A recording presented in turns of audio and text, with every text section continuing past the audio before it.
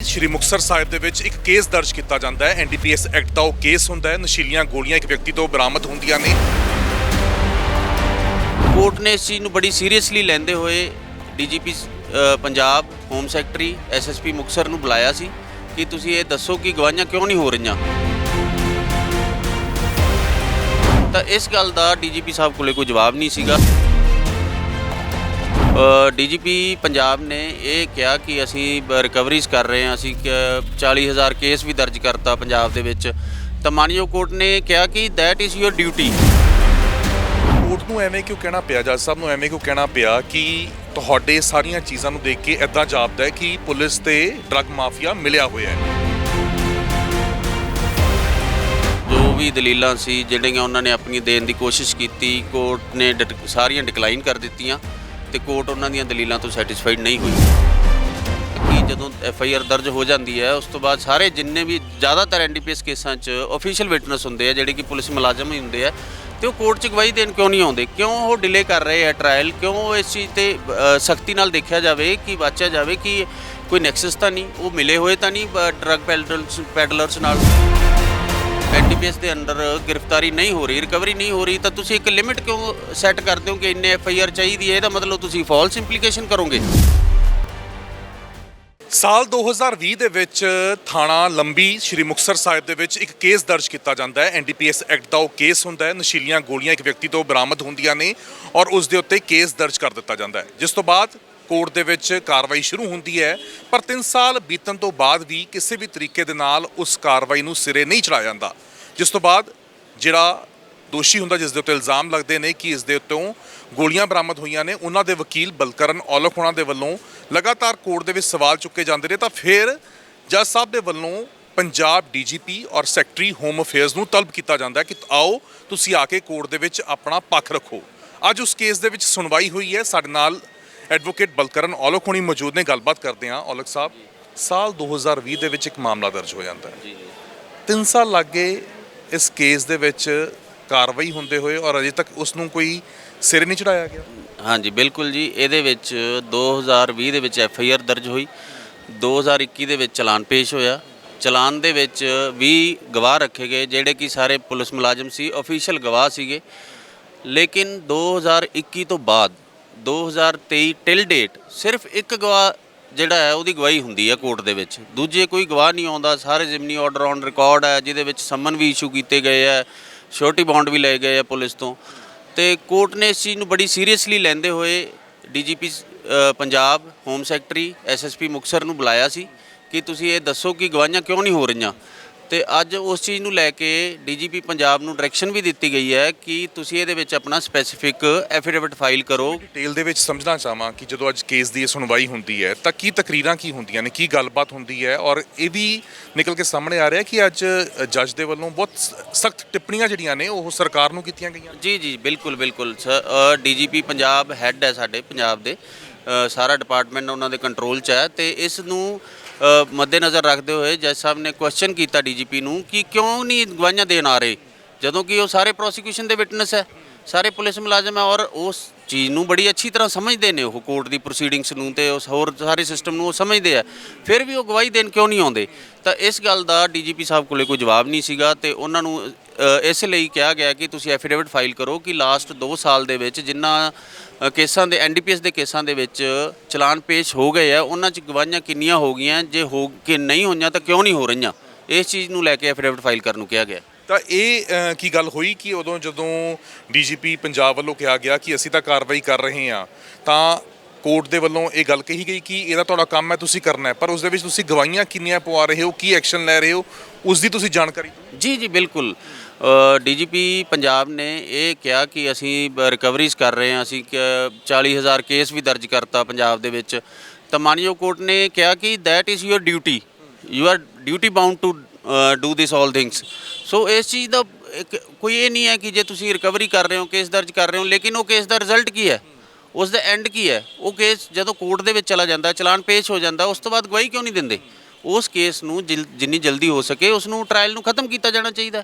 ਔਰ ਸਾਹਿਬ, ਕੋਰਟ ਨੂੰ ਐਵੇਂ ਕਿਉਂ ਕਹਿਣਾ ਪਿਆ, ਜੱਜ ਸਾਹਿਬ ਨੂੰ ਐਵੇਂ ਕਿਉਂ ਕਹਿਣਾ ਪਿਆ ਕਿ ਤੁਹਾਡੇ ਸਾਰੀਆਂ ਚੀਜ਼ਾਂ ਨੂੰ ਦੇਖ ਕੇ ਇੱਦਾਂ ਜਾਪਦਾ ਹੈ ਕਿ ਪੁਲਿਸ ਤੇ ਡਰੱਗ ਮਾਫੀਆ ਮਿਲਿਆ ਹੋਇਆ ਹੈ? ਇਹ ਟਿੱਪਣੀ ਦੇਣੀ ਆਪਣੇ ਆਪ ਦੇ ਵਿੱਚ ਇੱਕ ਬਹੁਤ ਭਾਰੀ ਟਿੱਪਣੀ ਹੈ। ਜੀ ਬਿਲਕੁਲ ਬਿਲਕੁਲ, ਉਹ ਜੱਜ ਸਾਹਿਬ ਨੇ ਆਬਜ਼ਰਵ ਕੀਤਾ ਹੈ ਤੇ ਉਹ ਇਸ ਕਰਕੇ ਕੀਤਾ ਹੈ ਕਿਉਂਕਿ ਟਰਾਇਲ ਡਿਲੇ ਹੋ ਰਿਹਾ ਤੇ ਉਹ ਕਿਸ ਦੇ ਪਾਰਟ ਤੇ ਡਿਲੇ ਹੋ ਰਿਹਾ, ਪ੍ਰੋਸੀਕਿਊਸ਼ਨ ਦੇ ਪਾਰਟ ਤੇ ਟਰਾਇਲ ਡਿਲੇ ਹੋ ਰਿਹਾ। ਸੋ ਟਰਾਇਲ ਉਹ ਕੋਰਟ ਨੇ ਵੀ ਆਬਜ਼ਰਵ ਕੀਤਾ ਕਿ ਮੇ ਵੀ ਉਹ ਡੈਲੀਬਰੇਟਲੀ ਟਰਾਇਲ ਡਿਲੇ ਕਰ ਰਹੇ ਆ ਤਾਂ ਜੋ ਲੰਬੀ ਕਸਟਡੀ ਹੋਣ ਕਰਕੇ ਅਕਿਊਜ਼ ਨੂੰ ਜਾਂ ਉਹਨਾਂ ਦੇ ਜਿਹੜੇ ਐਫ ਆਈ ਆਰ ਦੇ ਵਿੱਚ ਬੰਦੇ ਅਰੈਸਟ ਹੁੰਦੇ ਆ ਉਹਨਾਂ ਨੂੰ ਬੇਲ ਮਿਲ ਜੇ। ਤੋ ਇਸ ਕਰਕੇ ਉਹਨਾਂ ਨੂੰ ਕਿਹਾ ਗਿਆ ਕਿ ਟਰਾਇਲ ਜਿਹੜਾ ਡਿਲੇ ਆ ਉਹ ਪ੍ਰੋਸੀਕਿਊਸ਼ਨ ਦੇ ਪਾਰਟ ਤੇ ਹੈ। ਇਸ ਕੇਸ ਦੇ ਵਿੱਚ ਕਿੰਨੇ ਪੁਲਿਸ ਮੁਲਾਜ਼ਮਾਂ ਦੀ ਗਵਾਹੀਆਂ ਹੋਣੀਆਂ ਸੀਗੀਆਂ? 20 ਸੀਗੇ ਜੀ ਟੋਟਲ, ਹਾਂਜੀ ਟੋਟਲ 20 ਗਵਾਹ ਸੀਗੇ। ਸਾਲ 2020 ਤੋਂ ਸਿਰਫ ਇੱਕ ਗਵਾਹੀ ਹੋਈ ਹੈ। ਇੱਕ ਗਵਾਹੀ, ਇੱਕ ਹੀ ਵਿਟਨੈਸ ਹੋਇਆ ਜੀ ਹਲੇ ਤੱਕ, 19 ਵਿਟਨੈਸ ਰਹਿੰਦੇ ਆ ਹਲੇ। ਔਰ ਜਿਹੜੇ ਤੁਹਾਡਾ ਕਲਾਇੰਟ ਹੈ ਅਰਸ਼ਦੀਪ ਦੀ ਜੇ ਗੱਲ ਕਰੀਏ ਤਾਂ ਉਸ ਨੂੰ ਨਾ ਤਾਂ ਜ਼ਮਾਨਤ ਮਿਲ ਪਾਈ ਹੈ ਔਰ ਉਹ 2020 ਤੋਂ ਲੈ ਕੇ ਹੁਣ ਤੱਕ 3 ਸਾਲ ਉਹ ਇਸੀ ਚੀਜ਼ ਦੀ ਉਡੀਕ ਦੇ ਵਿੱਚ ਹੈ ਕਿ ਉਸਦੇ ਕੇਸ ਦੀ ਕੋਈ ਸੁਣਵਾਈ ਹੋਊਗੀ, ਕਿਸੇ ਤਰੀਕੇ ਦੇ ਨਾਲ ਤੇਜ਼ੀ ਨਾਲ ਇਸ ਦੀ ਪੈਰਵਾਈ ਹੁੰਦੀ ਹੋਈ ਨਜ਼ਰ ਆਊ। ਜੀ ਜੀ ਬਿਲਕੁਲ, ਅੱਜ ਕੋਰਟ ਨੇ, ਆਨਰੇਬਲ ਕੋਰਟ ਨੇ ਅਰਸ਼ਦੀਪ ਦੀ ਬੇਲ ਕਰ ਦਿੱਤੀ ਹੈ ਜੀ। ਬੇਲ ਹੈਜ਼ ਬੀਨ ਗ੍ਰਾਂਟਡ ਤੇ ਉਹਨੂੰ 3 ਸਾਲ ਤੋਂ ਪਲੱਸ ਦੀ ਕਸਟਡੀ ਹੋ ਗਈ ਸੀਗੀ। ਉਹ ਲੌਂਗ ਕਸਟਡੀ ਕਰਕੇ ਹੀ ਬੇਲ ਮਿਲੀ ਹੈ ਤੇ ਜਿਹੜੇ ਪ੍ਰੋਸੀਕਿਊਸ਼ਨ ਵਿਟਨੈਸ ਗਵਾਹੀ ਦੇਣ ਨਹੀਂ ਆਏ, ਦੈਟ ਇਜ਼ ਆਲਸੋ 1 ਪੁਆਇੰਟ, ਉਸ ਕਰਕੇ ਬੇਲ ਮਿਲੀ ਹੈ ਜੀ ਅੱਜ। ਔਰ ਇਸ ਤੋਂ ਇਲਾਵਾ ਕੀ ਕੁਝ ਟਿੱਪਣੀਆਂ ਜਿਹੜੀਆਂ ਅਦਾਲਤ ਦੀਆਂ ਸੀਗੀਆਂ ਸਰਕਾਰ ਨੂੰ ਲੈ ਕੇ, ਕਿਉਂਕਿ ਹੋਮ ਸੈਕਟਰੀ ਵੀ ਆਏ ਹੋਏ ਸੀਗੇ, ਤਾਂ ਉਹਨਾਂ ਨੂੰ ਵੀ ਕੋਈ ਗੱਲ ਕਹੀ ਗਈ?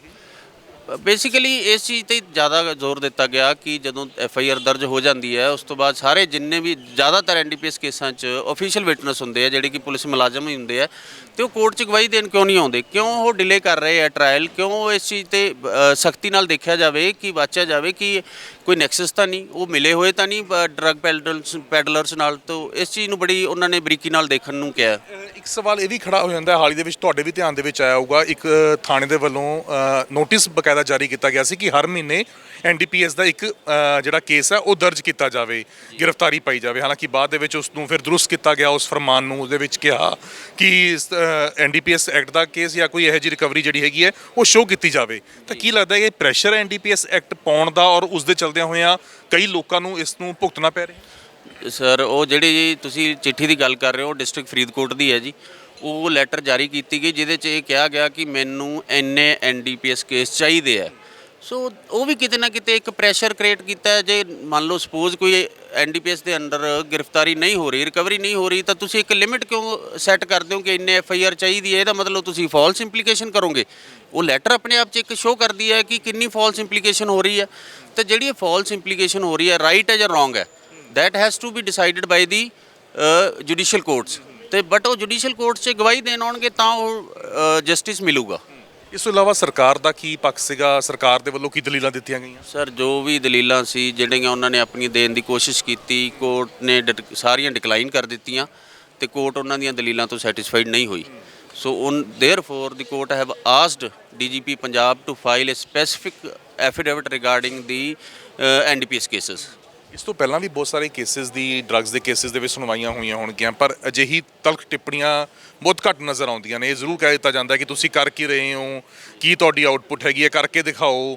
ਇਹੋ ਜਿਹੀਆਂ ਟਿੱਪਣੀਆਂ ਤਾਂ ਜ਼ਰੂਰ ਆ ਜਾਂਦੀਆਂ, ਪਰ ਅੱਜ ਦੀ ਜਿਹੜੀ ਇਹ ਟਿੱਪਣੀ ਸੀਗੀ, ਕੀ ਲੱਗਦਾ ਕਿ ਇਹ ਅੱਗੇ ਹੁਣ ਤਮਾਮ ਹੋਰ ਕੇਸਿਸ ਦੇ ਵਿੱਚ ਕੁਝ ਚੀਜ਼ਾਂ ਦੇ ਵਿੱਚ ਫਾਇਦਾ ਦਿੰਦੀ ਹੋਈ ਨਜ਼ਰ ਆਊਗੀ? ਬਿਲਕੁਲ ਬਿਲਕੁਲ ਜੀ, ਅੱਗੇ ਵੀ ਬੜੀ ਵਾਰ ਸਾਡੇ ਮਾਨਯੋਗ ਹਾਈ ਕੋਰਟ ਦੀਆਂ ਜਿਹੜੀ ਕੋਆਰਡੀਨੇਟ ਬੈਂਚਸ ਹੈ ਉਹਨਾਂ ਨੇ ਬੜੀ ਵਾਰ ਆਬਜ਼ਰਵ ਵੀ ਕੀਤਾ ਹੈ। ਬਟ ਇਸ ਤਰ੍ਹਾਂ ਦਾ ਇੰਸੀਡੈਂਟ ਪਹਿਲੀ ਵਾਰ ਹੋਇਆ ਕਿ ਡੀਜੀਪੀ ਪੰਜਾਬ ਨੂੰ ਖੁਦ ਸੱਦਿਆ ਗਿਆ, ਹੋਮ ਸੈਕਟਰੀ ਨੂੰ ਸੱਦਿਆ ਗਿਆ ਤੇ ਇਸ ਚੀਜ਼ ਦਾ ਇਫੈਕਟ ਤੁਸੀਂ ਦੇਖਿਓ ਆਉਣ ਵਾਲੇ ਸਮੇਂ 'ਚ ਡੈਫੀਨੇਟਲੀ ਪਊਗਾ।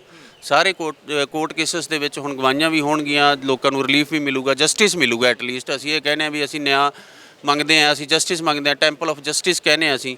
ਤੇ ਹੁਣ ਮੈਂ ਹੋਪ ਵੀ ਕਰਦਾ ਤੇ ਐਪਰੀਸ਼ੀਏਟ ਵੀ ਕਰਦਾ ਕਿ ਲੋਕਾਂ ਨੂੰ ਵਾਕਈ ਹੀ ਜਸਟਿਸ ਡਿਲੀਵਰ ਹੋਊਗਾ। ਧੰਨਵਾਦ ਔਲਖ ਸਾਹਿਬ। ਤਾਂ ਬਲਕਰਨ ਸਿੰਘ ਔਲਖ ਜਿਹੜੇ ਕਿ ਅੱਜ ਪੇਸ਼ ਹੋਏ ਸੀਗੇ ਅਰਸ਼ਦੀਪ ਦੇ ਕੇਸ ਦੇ ਵਿੱਚ, ਤਾਂ ਉਹਨਾਂ ਦਾ ਕਹਿਣਾ ਹੈ ਕਿ 3 ਸਾਲ ਬੀਤਣ ਤੋਂ ਬਾਅਦ ਜਦੋਂ ਕਿਸੇ ਵੀ ਤਰੀਕੇ ਦੀ ਕੋਈ ਗੱਲ ਤਣਪਤਨ ਲੱਗਦੇ ਹੋਏ ਨਜ਼ਰ ਨਹੀਂ ਆ ਰਹੀ ਸੀ, ਤਾਂ ਉਸ ਤੋਂ ਬਾਅਦ ਜਦੋਂ ਦਲੀਲਾਂ ਦਿੱਤੀਆਂ ਗਈਆਂ ਤਾਂ ਜੱਜ ਸਾਹਿਬ ਦੇ ਵੱਲੋਂ ਇਹ ਗੱਲ ਆਖੀ ਗਈ ਕਿ ਡੀਜੀਪੀ ਔਰ ਹੋਮ ਸੈਕਟਰੀ ਜਿਹੜੇ ਨੇ ਉਹ ਪੇਸ਼ ਹੋਣ, ਔਰ ਜਦੋਂ ਪੇਸ਼ ਹੋਏ ਤਾਂ ਉਹਨਾਂ ਦੇ ਉੱਤੇ ਕਾਫੀ ਤਲਖ ਟਿੱਪਣੀਆਂ ਜਿਹੜੀਆਂ ਨੇ ਉਹਨਾਂ ਦੇ ਵੱਲੋਂ ਕੀਤੀਆਂ ਗਈਆਂ ਨੇ। ਕਿਹਾ ਹੈ ਕਿ ਤੁਸੀਂ ਕਿਉਂ ਨਹੀਂ ਪੇਸ਼ ਹੋ ਰਹੇ, ਕਿਉਂ ਨਹੀਂ ਉਸ ਕੇਸਿਸ ਦੇ ਵਿੱਚ ਵਿਟਨੈਸਿਸ ਨੂੰ ਪੇਸ਼ ਕਰ ਰਹੇ, ਔਰ ਇੱਦਾਂ ਜਾਪਦਾ ਹੈ ਕਿ ਪੁਲਿਸ ਔਰ ਡਰੱਗ ਮਾਫੀਆ ਦਾ ਆਪਸ ਦੇ ਵਿੱਚ ਕਿਸੇ ਨਾ ਕਿਸੇ ਤਰੀਕੇ ਦੇ ਨਾਲ ਸਮਝੌਤਾ ਹੋਇਆ ਹੈ। ਕੈਮਰਾ ਪਰਸਨ ਦਵਿੰਦਰ ਨਾਲ ਗਗਨਦੀਪ ਸਿੰਘ, ਪ੍ਰੋ ਪੰਜਾਬ ਟੀਵੀ।